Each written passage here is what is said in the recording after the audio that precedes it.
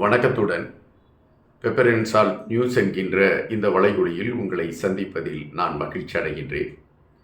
இன்று எங்களுடைய உறவு ஒருவருடைய வீட்டின் கிரகப்பிரவேசம், அதாவது வீடு திறப்பு விழா என்கின்ற காரணத்தினால் வெளியூருக்கு வர வேண்டிய ஒரு சூழல் ஏற்பட்டு விட்டது. எனவே என்னுடைய அலுவலகத்திலிருந்து காணொலியை பதிவு செய்ய முடியாத ஒரு சூழல். ஆயினும் இன்று சில விடயங்களை குறித்து பேச வேண்டும் என்கின்ற நிலைப்பாட்டில் இந்த காணொலியை உங்கள் முன்னால் நான் பேசுவதற்காக இருக்கின்றேன். எங்களுடைய வலையொலியை பகிர்ந்தளிக்காதவர்கள் நீங்கள் பகிர்ந்தளியுங்கள். நாங்கள் வெளியிடக்கூடிய காணொலிகள் தொடர்ச்சியாக உங்களை வந்து அடைவதற்கான ஒரு களத்தை எட்டும். அனுரா அவர்கள் தமிழர் தாயகத்தை அவர் பார்வையிட்டு சென்றிருக்கக்கூடிய விடயங்கள் பல இடங்களில் அவருக்கு ஆதரவை உருவாக்கி கொடுத்திருக்கின்றன, பல இடங்களில் எதிர்ப்பை உருவாக்கி கொடுத்திருக்கின்றன. இது சார்ந்த கருத்துக்களை நான் மிக தெளிவாகவே இதற்கு முன்பான காணொலிகளில் நான் பதிவிட்டிருக்கின்றேன். என 2 நண்பர்கள் தொலைபேசியில் தொடர்பு கொண்டார்கள். ஒரு நண்பர் நெடுங்காலமாக எங்களுடைய வலையொலி பெப்பர் அண்ட் சால்ட் என்கின்ற வலையொலியில் நாங்கள் பேசிக் கொண்டிருந்த அந்த சூழலிலே அவர் எங்களுடைய கருத்துக்களை வரவேற்று பல ஆதரவான செயல்பாடுகளை, அதாவது எங்களுக்கு ஆதரவு கொடுக்கக்கூடிய களத்தை எடுத்துக்கொண்டு எங்களோடு அவர் பேசிக்கொண்டு இருப்பார். நீண்ட நாட்களுக்கு பின்பு அந்த நண்பர் திரும்பியும் என்னை தொலைபேசியில் அவர் அழைப்பு எடுத்த பொழுது இந்த கச்சத்தீவு விவகாரத்தை மையப்படுத்திய சில விடயங்களை எடுத்து வைத்தார். அதாவது கச்சத்தீவை முன்னிலைப்படுத்தி இந்த அரசாங்கம், அதாவது இலங்கை அரசாங்கம் எடுத்திருக்கக்கூடிய நகர்வுகள் அனைத்துமே பாராட்டுக்கு உரியதுதான், அது ஏற்புடையதுதான் என்று கூட கணக்கிட்டு கொள்ளலாம். காரணம், எங்களுடைய இலங்கை வாழ் மீனவர்கள் பெரும் பாதிப்புகளை சந்திக்கக்கூடிய ஒரு களம் ஏற்பட்டு கொண்டு இருக்கின்றது. தமிழகத்தில் இருந்து வரக்கூடிய மீனவர்கள் பெரிய படகுகளை கொண்டு வந்து எங்களுடைய மீன் வளங்களை எல்லாம் அள்ளிக்கொண்டு சென்று விடுகிறார்கள். எனவே எங்களுடைய மீனவர்கள் பெரிதாக பாதிக்கப்படுகிறார்கள். இந்த பாதிப்பிலிருந்து எங்களுடைய மீனவர்களை மீட்டெடுக்க வேண்டும் என்றால் சில நடவடிக்கைகளை இலங்கை அரசு மேற்கொள்ள வேண்டிய ஒரு கடமை இருக்கிறது. அதன் அடிப்படையில் தான் கச்சத்தீவு விவகாரத்தில் இலங்கை ஜனாதிபதி சில முடிவுகளை எடுத்திருக்க கூடும்.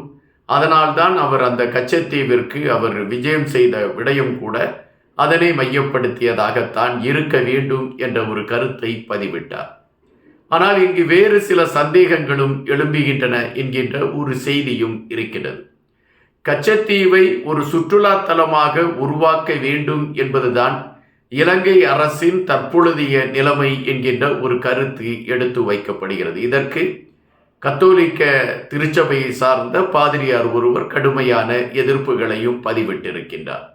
அவர், நீங்கள் கச்சத்தீவை ஒரு சுற்றுலா தலமாக அடையாளப்படுத்துவதற்கான முயற்சிகளை எடுக்காதீர்கள், அது தேவையற்ற ஒரு விடயம் என்கின்ற கருத்தை பதிவிட்டிருக்கிறார்.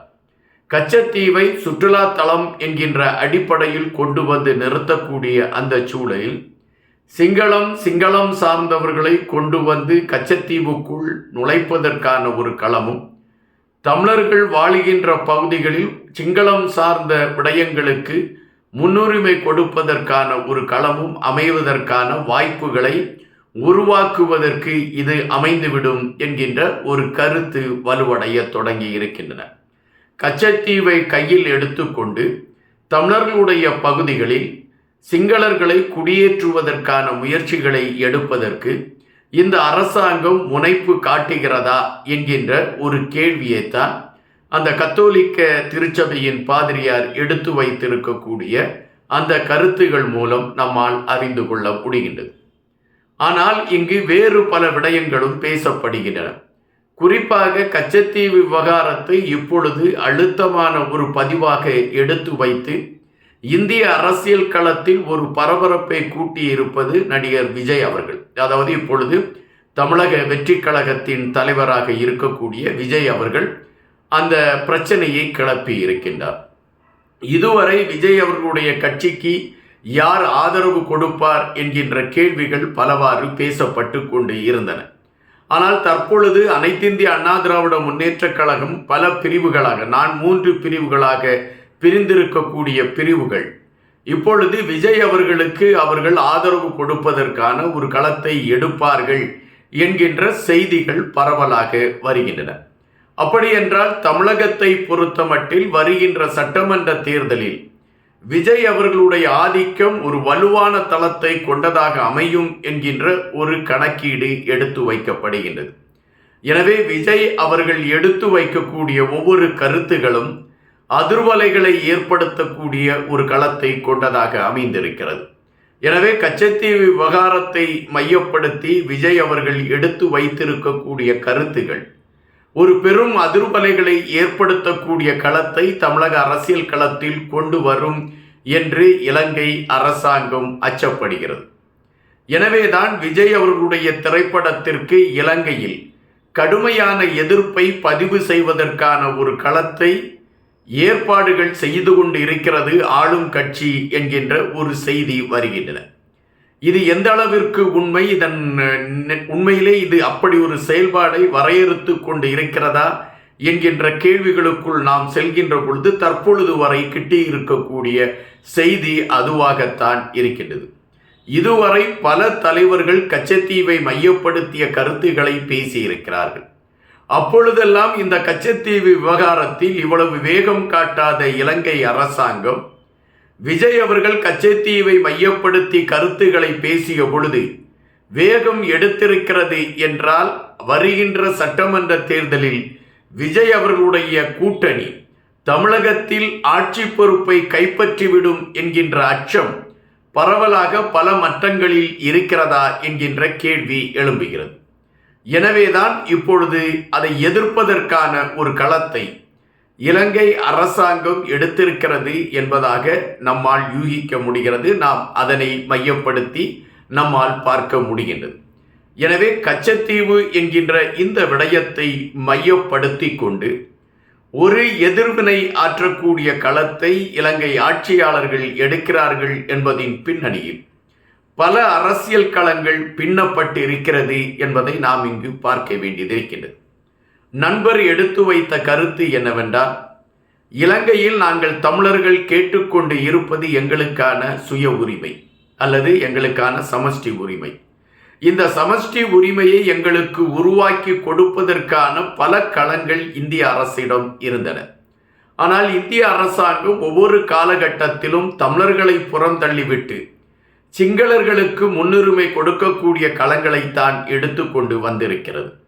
அதனால்தான் இப்பொழுது கச்சத்தீவு விவகாரத்திலும் இலங்கை தன்னுடைய ஆளுமையை அது சார்ந்து பதிவு செய்வதற்கான முயற்சிகளை எடுத்துக்கொண்டு இருக்கின்றது.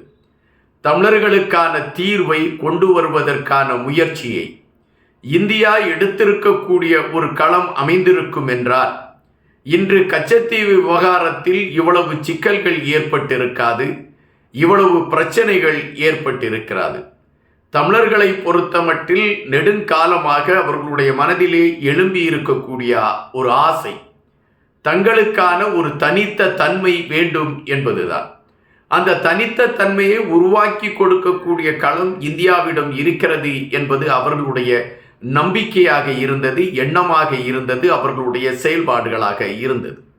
ஆனால் இந்தியா ஒவ்வொரு முறையும் அதை தட்டி கழித்ததின் விளைவுதான் ஒரு சராசரியாக ஒப்பந்தத்தின் அடிப்படையில் கொடுக்கப்பட்டிருக்கக்கூடிய கச்சத்தீவை மீட்டெடுக்க முடியாத ஒரு சூழல் அமைந்திருக்கிறது என்பதாக அந்த நண்பர் கருத்துக்களை பதிவிட்டிருந்தார்.